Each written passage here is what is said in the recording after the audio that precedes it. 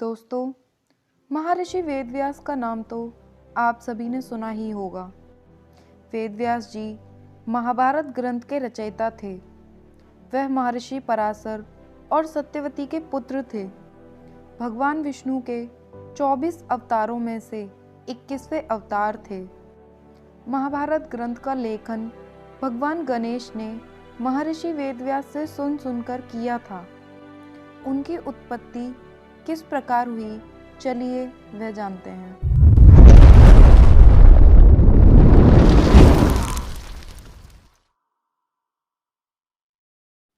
दोस्तों, राजा उपरिचर एक महान प्रतापी राजा था। वह बड़ा धर्मात्मा और बड़ा सत्यवादी था। उसने अपने तप से देवराज इंद्र को प्रसन्न करके एक विमान और एक न सूखने वाली सुंदर माला प्राप्त की थी। वह माला धारण करके विमान में बैठकर आकाश में वह परिभ्रमण किया करता था। उसे शिकार का बड़ा चाव था। उपपरिचर की रानी का नाम गिरिका था। गिरिका भी बड़ी सुंदर और पवित्र हृदया थी। वह अपने पति को प्रेम तो करती थी, लेकिन ईश्वर के प्रति भी बड़ी आस्थालु थी। निरंतर भजन और चिंतन में लगी रहती थी। एक बार गिरिका महीने से हुई। 3 दिनों के पश्चात जब वह शुद्ध हुई तो राजा परिचर उसके साथ रमण करने से पहले ही वन की ओर शिकार खेलने चले गए। राजा शिकार खेलने चले तो गए, किंतु उनका ध्यान रानी के साथ रमण करने की ओर ही लगा रहा। दोपहर का समय था। राजा वन में एक अशोक के वृक्ष के नीचे जा बैठे। शीतल और सुगंधित हवा चल रही थी। मीठे स्वर में पक्षी गा रहे थे। राजा का ध्यान रानी की ओर चला गया। वह रमण के संबंध में मन ही मन सोचने लगा।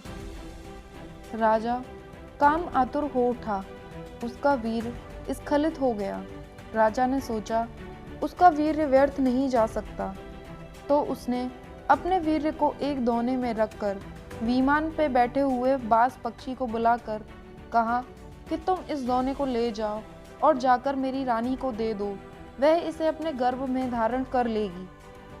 बाज पक्षी दोने को मुख में दबाकर राजा के भवन की ओर उड़ चला। वह यमुना नदी के ऊपर से उड़ता हुआ चला जा रहा था।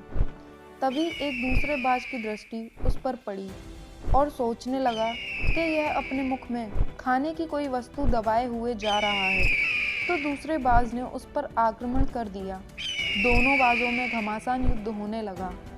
परिणाम यह हुआ कि पहले बाज के मुख से दोना छूटकर यमुना के जल में जा गिरा। दोने में रखा वीर्य पानी में जा मिला। एक मछली की वीर्य पर दृष्टि पड़ी। उसने सोचा यह खाने की कोई वस्तु है, अतः वह उसको पानी के साथ निगल गई और मछली गर्भवती हो गई। दासराज नामक मल्लाह को वह मछली शिकार में मिली। जब उसने मछली के पेट को बीचों बीच से काटा तो उसके पेट से एक बालक और एक बालिका निकली। दासराज ने दोनों को राजा उपपरिचर को भेंट कर दिया। उपपरिचर ने बालक को तो अपने पास रख लिया, पर बालिका को दासराज को लौटा दिया। दासराज उस बालिका को अपने घर ले जाकर उसका पालन पोषण करने लगा। दासराज ने बालिका का नाम सत्यवती रखा। वह मछली के पेट से उत्पन्न हुई थी, इसलिए उसके शरीर से मछली की सी गंध निकलती रहती थी, जिसके कारण लोग उसे मत्स्यगंधा भी कहते थे। मत्स्यगंधा धीरे धीरे बड़ी हुई। वह बड़ी रूपवती थी। वह यात्रियों को अपनी नाव में बैठाकर उस पार से इस पार पहुंचाया करती थी। एक दिन दोपहर के समय महर्षि पराशर वहां जा पहुंचे। वह मत्स्यगंधा को देखकर उस पे मंत्रमुग्ध हो गए। उन्होंने मत्स्यगंधा से कहा कि हे सुंदरी, तुम्हें अपूर्ण सुख मिलेगा। मैं तुम्हारे साथ रमण करना चाहता हूँ। इस पर मत्स्यगंधा ने उत्तर दिया कि महर्षि, आप ये कैसी बात कर रहे हैं? दोपहर का समय है, आसपास लोग बैठे हुए हैं। मैं आपके साथ रमण कैसे कर सकती हूँ? पराशर जी ने योग शक्ति से चारों ओर कोहरा पैदा कर दिया और बोले, अब हमें कोई नहीं देख सकेगा। तू निश्चिंत होकर मेरे प्रस्ताव को स्वीकार कर ले। मत्स्यगंधा फिर बोल उठी, महर्षि, मैं कुंवारी हूँ, पिता की आज्ञा के अधीन हूँ। आपके साथ रमण करने से मेरा कौमार्य नष्ट हो जाएगा, मैं समाज में लांछित बन जाऊंगी। इस पर पराशर जी ने उत्तर दिया, तुम चिंता मत करो, मुझसे रमण करने के पश्चात भी तुम्हारा कौमार्य बना रहेगा। गर्भवती होने पर भी गर्भ का चिन्ह प्रकट नहीं होगा। मत्स्यगंधा फिर बोली, एक बात और, मेरे शरीर से मछली की सी गंध निकलती है। आप मुझे वरदान दें कि यह गंध कस्तूरी की गंध के रूप में बदल जाए और 4 कोस तक फैली रहे। पराशर जी ने तथास्तु कह दिया और मत्स्यगंधा के शरीर से कस्तूरी की सी गंध निकलने लगी। वह गंध 4 कोस तक फैली रहती थी, अतः अब उसे लोग योजनगंधा भी कहने लगे थे।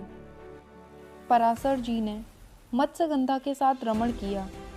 उनके साथ रमण करने के फलस्वरूप मत्स्यगंधा गर्भवती हुई और उनके गर्भ से एक बालक का जन्म हुआ।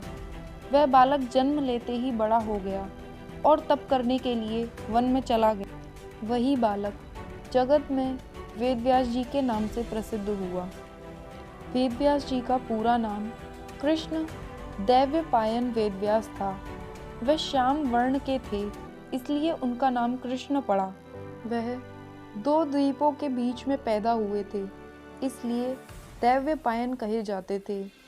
वेदों के पंडित होने से वेदव्यास कहे जाते थे। वेदव्यास जी अमर हैं और वह आज भी धरती पर विद्यमान हैं। तो दोस्तों, ये जानकारी आपको कैसी लगी हमें कमेंट बॉक्स में ज़रूर बताएं। यदि आप हमारे चैनल पर नए हैं तो हमारे चैनल ग्रंथ को सब्सक्राइब करें, हमारी वीडियोस को शेयर और लाइक करें और इसी तरह की वीडियोस को देखने के लिए हमारे चैनल पर बने रहें। धन्यवाद।